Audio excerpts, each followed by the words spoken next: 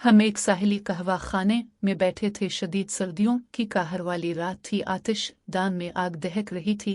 जलती हुई लकड़ियों से नीला नीला धुआं अलिफाटे रहा था। आग से उठने वाले आतशी रंग हमारे चेहरों पर भी रक्सा थे। हम सब मल्ला थे, कोई जवान, कोई बूढ़ा, कोई उधेड़ उम्र का था। साहिल पर 3 बहरी जहाज लंगर अंदाज थे, जिन्हें अब तक अगली मंजिल की तरफ चल देना चाहिए था। साहिली मजदूरों की हड़ताल की वजह से हम यहाँ फंस गए थे, क्योंकि जब तक मजदूर जहाज़ों पे लदा सामान आतार हमारा आगे जाना मुमकिन नहीं था। यूं हमारा ज्यादा वक्त कहवा खानों में दास्तानें सुनते सुनाते गुजर रहा था। आज सबकी निगाहें एक बूले मल्ला पर जिमी थी, जिसके खुश खोंट कोई अजीब और गरीब दास्तान कहने को मचल रहे थे। हम ये दास्तान सुनने को बेताब बैठे थे। आखिर बूले मल्ला ने एक गहरी निगाह हम सब पर डाली, कहवे का आखिरी घूंट भरा और वो यादों की कड़ियां जोड़ते हुए बोला, वो ऐसी ही तारीख, सर्द और काहरालूद रात थी हमारा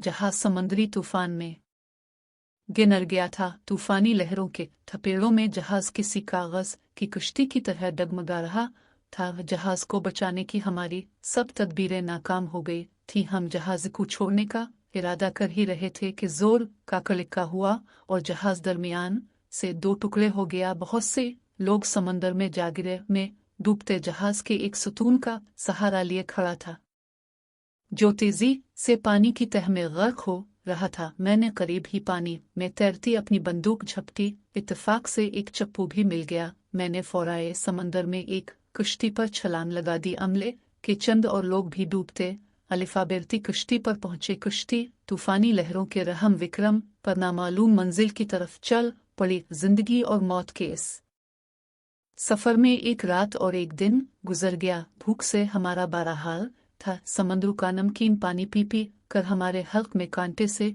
निकल आए थे।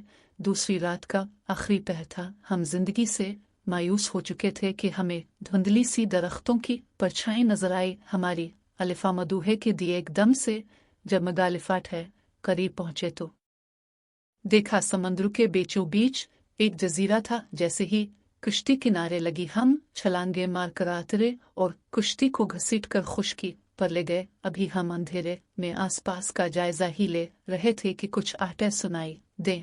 फिर कोई चीज तेजी से हमारे सरों के ऊपर से गुजर गई। ये एक निजा था जो हमसे कुछ दूर जमीन में पेवस्त हो गया। इसके साथ ही किसी नामालूम जुबान में एक नारा गूंजा। हम जल्दी से जमीन पर लेट गए। मैंने लेटे लेटे ही आवाज की मस्त गोली चला दी। एक चीख फिजा में गूंजी। मैंने दूसरी गोली चलाई, फिर तीसरी। एक और चीख बुलंद हुई। कुछ भागते कदमों की आवाजें आईं। पेरिस नटाचेगा। इसी वक्त चांद बादलों की ओट से निकल आया। हम मोहतात कदमों से इस तरफ बढ़े जिस तरफ से हम पे हमला हुआ था। देखा तो वहां चंद कदमों के निशान और खून के धब्बों के सिवा कुछ नहीं था। हमला आवर अपने जख्मी साथियों को लेकर भाग गए थे। हम आने वाले खतरे से निपटने के लिए आदेर अलिफादेर कोई महफूज गोशा तलाश करने लगे। इतने में अचानक नारों की आवाजें सुनाई दी और फिर देखते ही देखते हमें चारों तरफ से वहशी जंगलियों ने घिर लिया। वो सब नेज़ों से मुसल्ला थे और वहशियाना अंदाज में नारे लगा रहे थे।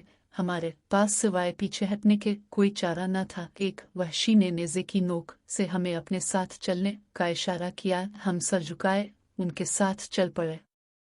बंदूक उन्होंने मेरे हाथों से छीन ली थी।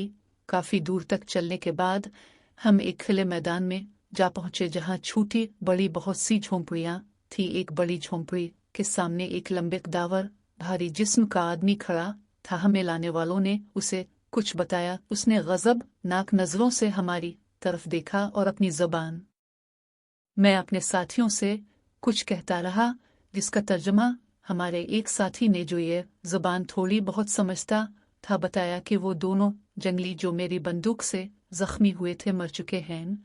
अब हमारे मुस्तकबिल का फैसला सरदार सुबह करेगा। हमारे हाथ जंगली बैलों से बांध कर हमें एक झोंपड़ी में धकेल दिया गया। बाहर निज़ा अलिफाटे पहरेदार मौजूद थे। सुबह हुई तो हमें खाने को कुछ फल दिए गए। थोड़ी देर बाद हमें ले जाकर एक खुले मैदान में दरख्तों से बांध दिया गया। एक तरफ आग का अलाव रोशन था। आग के गिर्द कुछ लोग अजीब से गीत गा रहे थे। हम समझे कि ये अलाव हमें जलाने के लिए दहकाया गया है, मगर फिर पता चला इन मरने वाले जंगलियों की आखिरी रसूम अदा की जा रही है।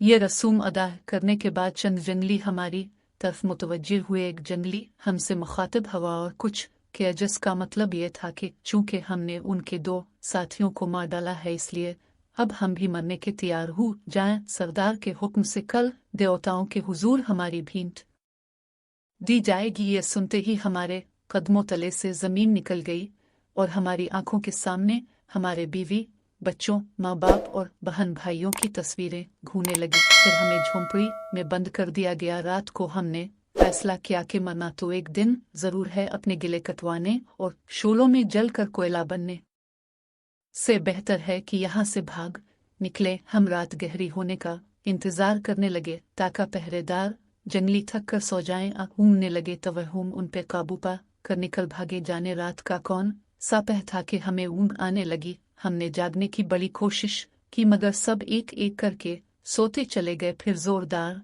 आंधी के झक्कड़ों से हमारी आँख खुल गई। देखा तो ना वो झोंपड़ियाँ थीं, ना वो जंगली, ना दरख्त, ना झाड़ियाँ। रेत का खुला मैदान था जहाँ हम पड़े थे। हमने पूरा जजीरा छान मारा, मगर कोई एक जंगली भी कहीं छिपा हुआ नजर न आया। जाने वो सब कहाँ गायब हो गए थे, जाने उनका कोई वजूद था भी कि नहीं। वो सब भूत थे। ये ख्याल आते ही हमारे रूंगटे खड़े हो गए। हम अपनी कुश्ती की तरफ भागे। खुदा का शुक्र है कुश्ती वहां मौजूद थी। हम कुश्ती में सवार हो गए और कई रोज तक समंदर में भटकते रहे। फिर एक बहरी जहाज वालों ने हमें देख लिया और यूं हम अपनी असल मंजिल पर पहुंचने में कामयाब हो गए।